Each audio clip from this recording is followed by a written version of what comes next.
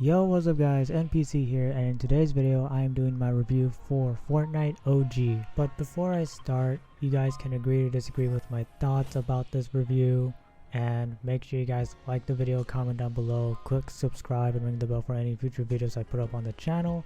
But other than that, let's just jump into it. So this season is its own season, and for a lot of reasons why. The OG season is basically a filler between the end of Chapter 4 and before the start of Chapter 5. Regardless of the files calling it Chapter 4 Season 5, this is basically one of the best seasons Epic has done in a long time.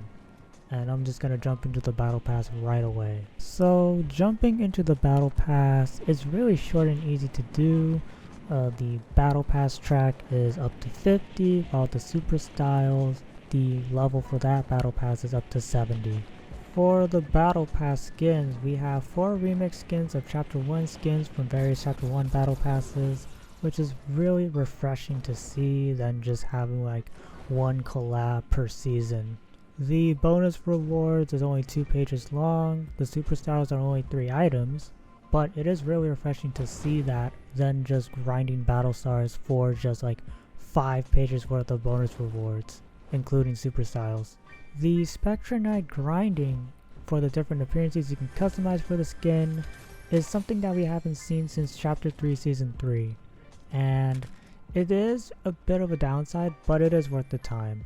And what I mean by worth the time to grind for the Spectra Knight stuff is because it's actually tied to the weekly quests, so they're all really easy and it's actually really worth like getting all the Spectra Knight items for this OG pass.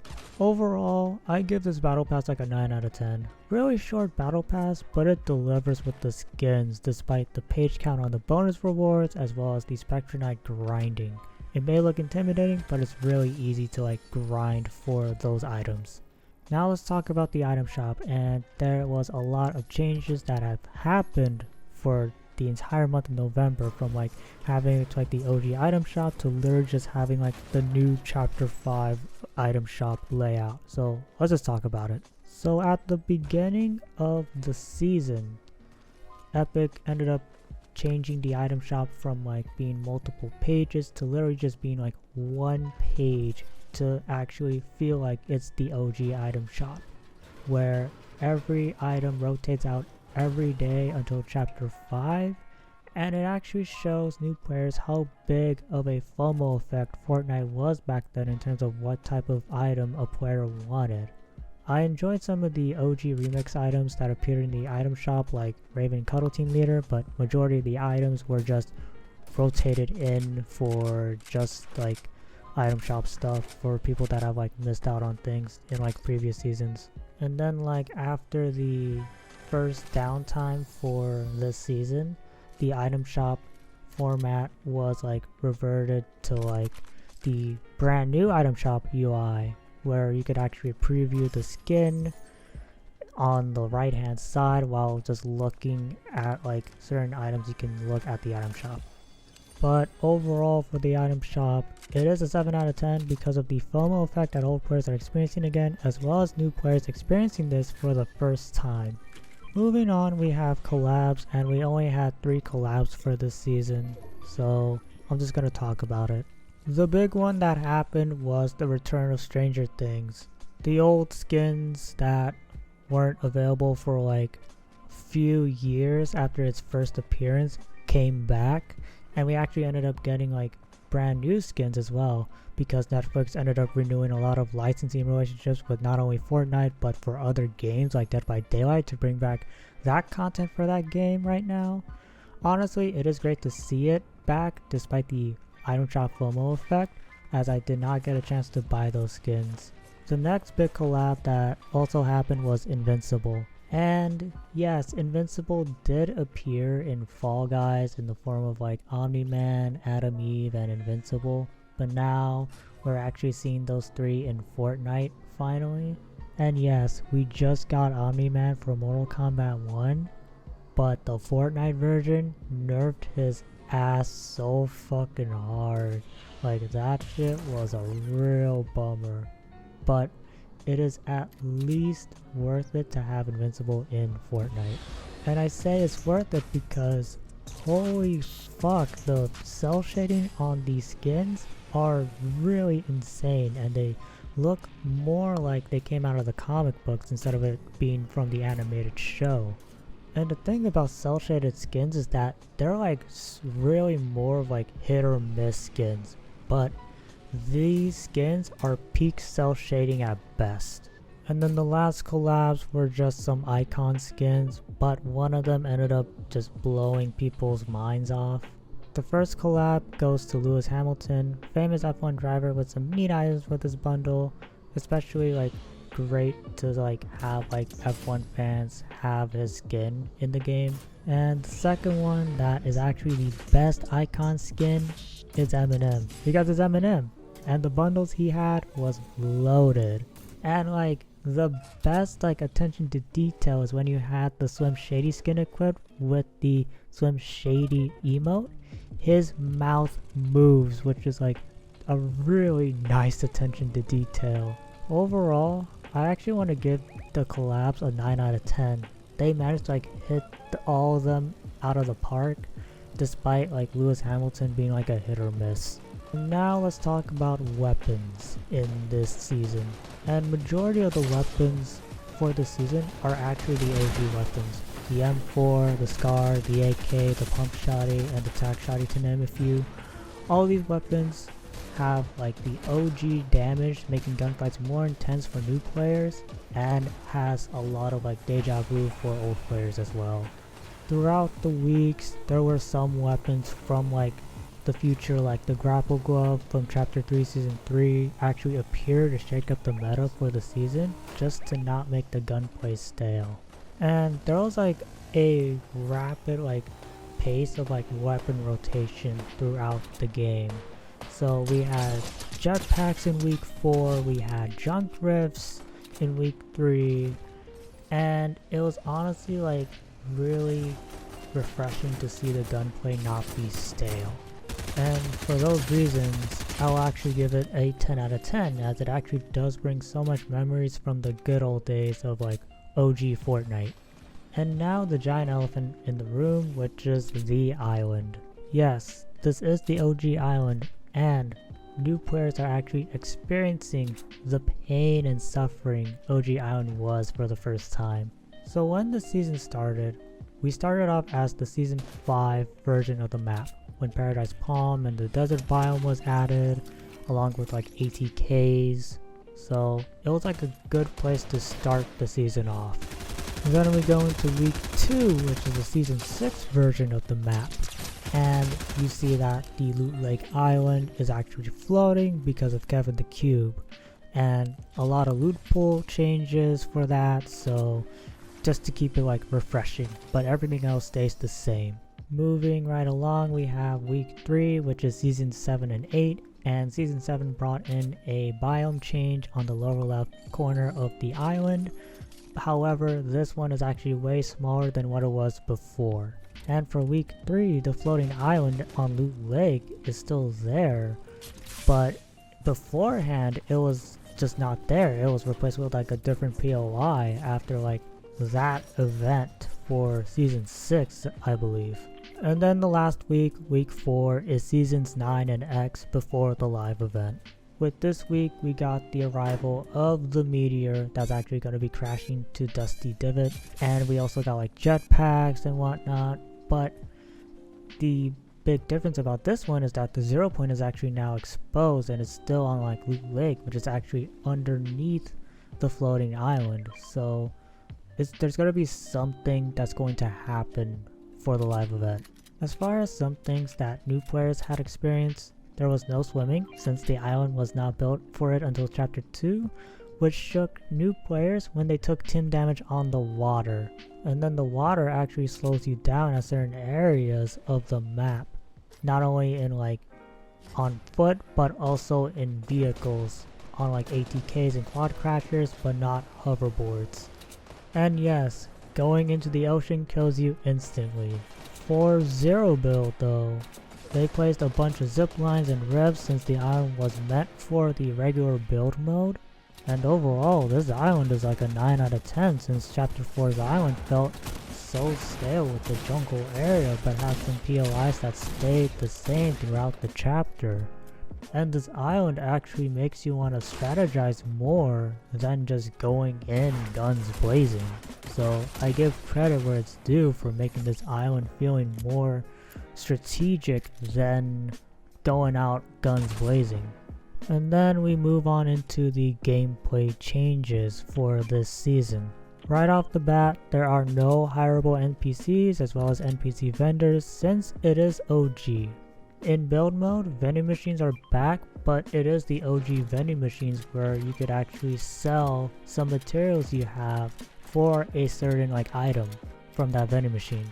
OG llamas are back, not moving but acts like crates where you can interact with it to get ammo and shields. Crates are back as well, and they give out amazing loot since less is more appealing and allows players to reevaluate the rarities that the game has gotten throughout the years.